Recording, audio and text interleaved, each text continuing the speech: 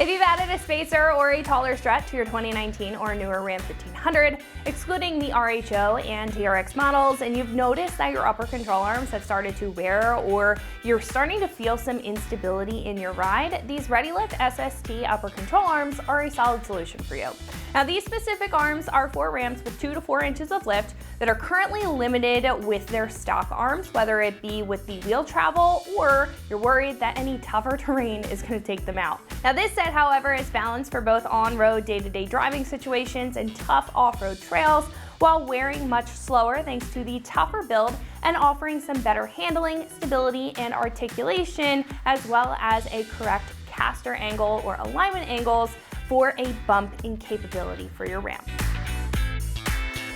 Now, when adding height to your Ram and keeping the factory arms, it creates a much steeper angle for the upper control arm and limits how far your wheel can travel. The stock arm is also pushed to its limit, so more abusive situations like washboards or higher speed ruts can take a toll on them over time. However, this kit offers that strength, stability, and proper length in order to tackle those tough situations. Now, this set is specifically made to accommodate that increase in height, flattening that control arm angle, increasing your wheel travel and just articulation in general, and the control arms are much more durable from the ball joint to the bushings, so you're not going to have to worry about them. Now, starting off with the arms themselves, these are made of a heavy-duty DOM steel tubing for good strength, and they have a black powder coat on top for good rust resistance. Now, the ball joints are bigger and more durable than factory and can handle additional force. They're also greasable, as you can see on the top here. They have a grease fitting so they can be maintained for optimal performance over longer periods of time. Now, the bushings here on either end also include a terrain control technology for a maintenance-free approach while offering strength with a quiet operation. This kit also comes with all of the hardware needed to refresh the system and avoid having to use any worn factory hardware. This kit is about $500 and is pretty average for a higher performance set of arms. Now, these are specific to that 2 to 4 inch lift range, so when comparing this set to other control arms in that range, they might have different designs that are more tailored to either an OEM style or the complete opposite, a uniball off-road style, as to where this set of SST arms are right in the middle for that more balanced driving scenario or balanced lifestyle. They also can be maintained over time if that's something that you'd prefer out of a set of control arms to get as much life out of these as possible. Install here is a 2 out of 3 wrenches on the difficulty meter. I recommend to have some mechanical experience in order to tackle this job. It's not the easiest one, but it's not too advanced where you can't tackle it. Now, this should take about 3 hours or so to get these completely installed. And after the installation, I highly recommend an alignment for the best performance and wear on other components as well as your tires. Now, at this point, I am going to pass it over to one of our installers here who is going to show you a detailed breakdown on how these bolt up. So that is going to wrap it up for my review. Let's go ahead and get into the install. Tools required for this install include an impact gun, a hammer, scissors or diagonal cutters, needle nose pliers, 19 and 21 millimeter ratcheting wrenches, clip remover tool, a caliper hanger, and a 21 millimeter swivel socket. What's up, guys? Today we're installing a set of upper control arms on our Ram, so let's get started. So to start off, I'm gonna pop out this clip on our ABS wire and also pop it out of this clip just to get a little bit of slack. Pop it out of there first, and then grab a clip remover tool to get behind this clip.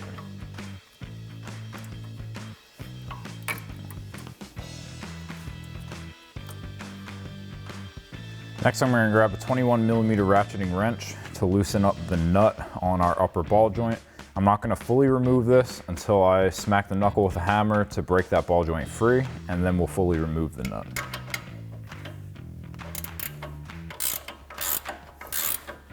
Now make sure you keep your fingers out of the area between the nut and the knuckle, just in case this pops free by itself.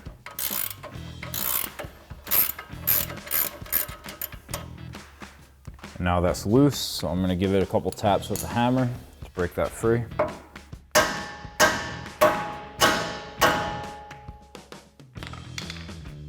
And And then once you got it pop free, you can pull down on your upper control arm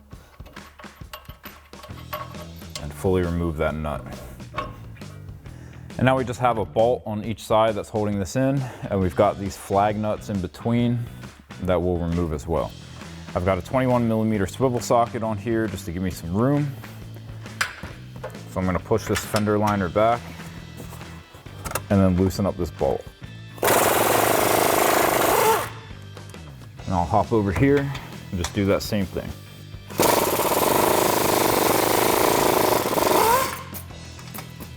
Now our flag nut fell out on this side, but not on this side. So I'm gonna get behind the fender liner, start pulling my bolt out, and remove that. Remove the bolt on the other side, and remove your upper control arm. So now we're ready to install our new upper control arm. So I'm just gonna slide this into the mount and get my bolt started, and then we can get those flag nuts on the inside. Now I ended up putting a caliper hook on the knuckle connected up to one of the coils on our spring, just so that we're not putting a ton of tension on our brake line over here.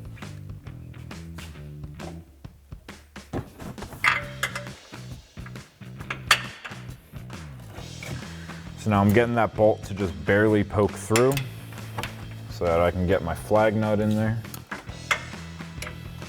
I need to pull it out even a little more.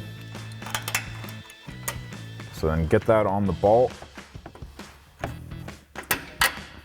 and then push that bolt through to press that up against the frame. Start threading your bolt into that flag nut.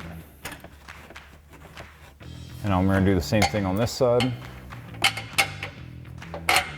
This one you have a little bit more room for your nut.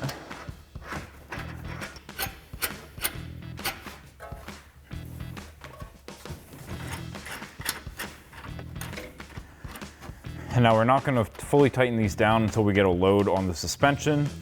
If you tighten this down now, then once you put this car back on the ground, the upper control arm is going to go up. Your bushings are going to be fully compressed and tightened down, and you run the risk of tearing your bushings. So we're going to get to that last. For now, we can grab our knuckle, slide out our hook, and drop our ball joint in, and then we can get our spacer and our nut on there. So now you can get your spacer, slide that onto your stud, and then thread on the castle nut. And then grab yourself a 19mm ratcheting wrench and tighten that down.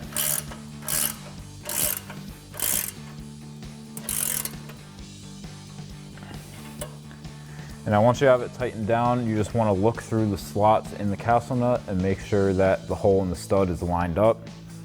Now we're a little bit off here, so you always want to tighten this to get that hole to line up and never loosen it. Let's get it on, go a little tighter. And one more little pull should get us perfect. So that's good and lined up there. So now you can take your cotter pin and slide that through the hole in the stud. Grab the other side with needle nose pliers and just bend your edges around. I like to wrap one side around the nut and then have one side around the stud, just like that. So now we're gonna have to zip tie our ABS line to our brake line here. Now I would use this grommet that this zip tie with the clip is on.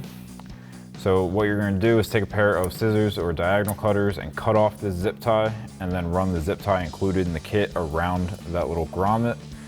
Now our factory upper control arm is gonna go back on, so I don't wanna cut this. So I'm just gonna put a zip tie up around the actual wire part of it. I'm just gonna leave it a little bit loose.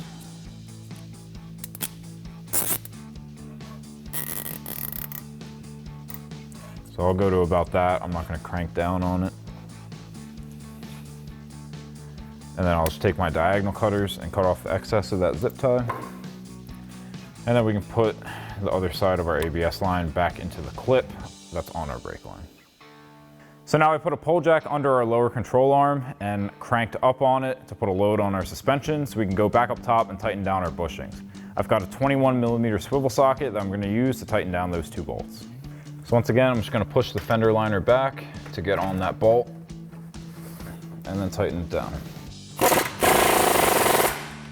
And then just same thing over here. And then you can lower down your pole jack and repeat the same process on the other side. Now, once you have your upper control arms installed, we are gonna have to grease the ball joints in them. We have a grease fitting up top. I'm gonna take my grease gun, press my fitting onto the fitting on the upper control arm. And I'm just gonna give it some pumps of grease until this boot starts to expand. You don't need to overdo it.